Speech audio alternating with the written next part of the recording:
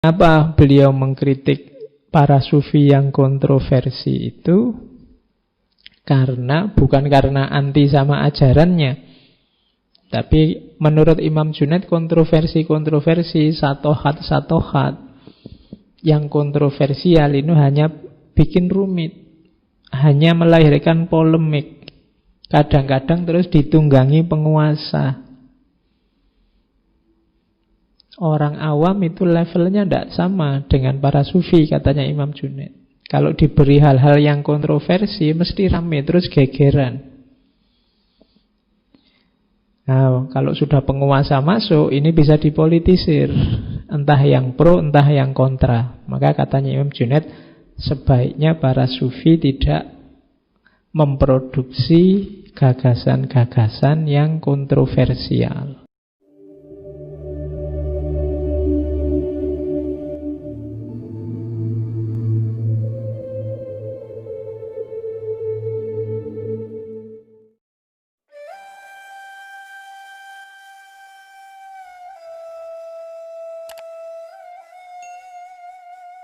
Kenapa banyak orang suka pada Imam Junaid dan tidak terlalu kontroversial sebagaimana sufi-sufi yang lain?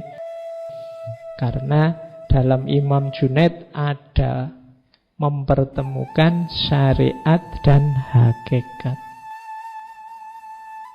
Jadi batin ya, tapi tidak batin saja, karena batin itu punya jembatan lahir. Katanya Imam Junaid, ilmu kami diukur dengan Al-Quran dan Sunnah.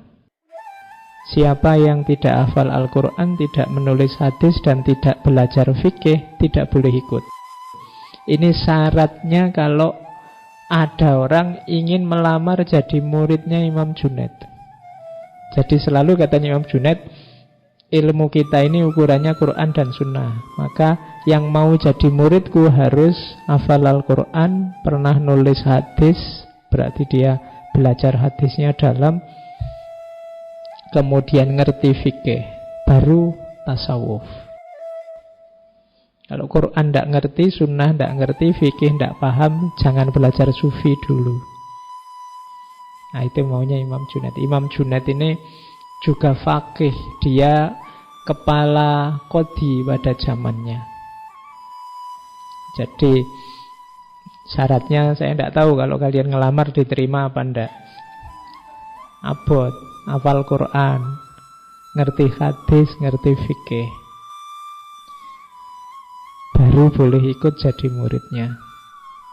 Dan muridnya banyak. Imam Junaid itu muridnya banyak. Meskipun beliau ini tidak terlalu suka ceramah, tidak terlalu suka khutbah. Banyak orang minta Imam Junaid itu khutbah di awal-awal beliau jadi sufi, tapi tidak ada satupun yang diterima. Termasuk gurunya, guru dan juga pamannya, Syekh Syarri As-Sakoti. Syekh Syarri bolak-balik minta, tidak dituruti. Pokoknya dia tidak mau khutbah. Sampai satu ketika, di satu malam, Imam Junaid bermimpi ketemu Rasulullah. Terus Rasulullah merintah, Junaid khutbahlah. Paginya beliau bangun, kemudian ingin keluar rumah. Begitu buka pintu, di depan gurunya sudah ada, Imam Syarri. Junaid, mimpi apa tadi malam? Ya guru, disuruh khutbah. Ya, sudah saatnya kamu khutbah. Jadi mau khutbah aja nunggu diperintah oleh Rasulullah. Ya, karena memang berat. Dan di antara alasannya kenapa beliau tidak mau khutbah, karena masih ada gurunya. Masih ada Imam Syarri As-Sakoti, masih ada banyak sufi besar yang lain yang terhitung masih gurunya. Dan selama gurunya masih ada, beliau merasa tidak pantas untuk khutbah. Oke, itu di antara tabiatnya Imam Junaid. Nah, di dalam tradisi tasawuf beliau dikenal syariat, hakikat. Tidak boleh syariat saja. Jadi beliau kadang-kadang mengkritik sejumlah sufi yang sering membuat kontroversi, termasuk muridnya Abu Mansur Al-Hallaj. Al-Hallaj itu muridnya Junaid. Kenapa beliau mengkritik para sufi yang kontroversi itu?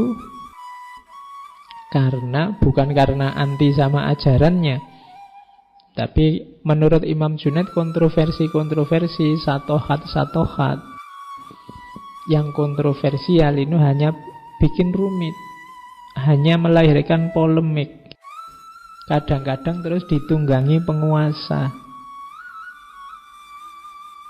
Orang awam itu levelnya tidak sama dengan para sufi, katanya Imam Junaid. Kalau diberi hal-hal yang kontroversi mesti rame, terus gegeran. Nah, kalau sudah penguasa masuk, ini bisa dipolitisir, entah yang pro, entah yang kontra. Maka katanya Imam Junaid, sebaiknya para sufi tidak memproduksi gagasan-gagasan yang kontroversial, yang hanya nambah masalah saja. Oke, ini yang membuat nanti tasawufnya Imam Junaid banyak disukai, karena beliau tidak meninggalkan syariat. Ada cerita, jadi ada seorang muridnya yang menyatakan, ngutip dari sufi yang lain, bahwa orang itu kalau sudah sampai level makrifat bisa melakukan apapun termasuk meninggalkan kewajiban. Mungkin kalian pernah dengar ya, ada kalau sufi itu wis tidak wajib sholat. Kalau levelnya sudah, makomnya sudah makrifat, itu yang kewajiban-kewajiban itu sudah saatnya ditinggalkan, sudah tidak level. Jadi kalau ada temannya, kamu sholat, oh kok kamu tidak sholat, tidak level. Levelku sudah. Ya, kan kita sering gitu, mengkritik orang, merendahkan orang dengan kalimat tidak level. Saya kemarin ada yang bilang, kok masih cari kebenaran Pak? Loh kenapa? Kalau saya sudah tidak level. Kayaknya karena apa-apa dianggap tidak level. Oke, kamu kok puasa Ramadan? Kalau aku tidak level. Kan ada memang sufi yang punya pandangan semacam ini. Nah, Imam Junaid terus bilangnya apa? Jawab muridnya tadi, ini bagiku adalah satu pendapat yang berbahaya. Kamu jangan ikut pendapat itu. Sesungguhnya seorang arif billah, Imam Junaid juga menyebut kata arif daripada sufi, adalah mereka yang mengerjakan seluruh amal perbuatan sesuai perintah Allah. Logikanya sebenarnya kalau engkau menyatakan dirimu dekat sama Allah dan cinta sama Allah, jangankan diperintah, tidak diperintah pun kamu akan melakukan segala yang baik-baik, segala yang terpuji. Jangankan yang wajib, yang sunnah pun mungkin akan kamu penuhi, bahkan kamu nambah sebanyak mungkin. Jadi kalau ada orang bilang saya sudah tidak wajib lagi sholat, tidak wajib lagi puasa karena sudah jadi sufi, makomku sudah tinggi, itu sebenarnya secara logika kontradiksi.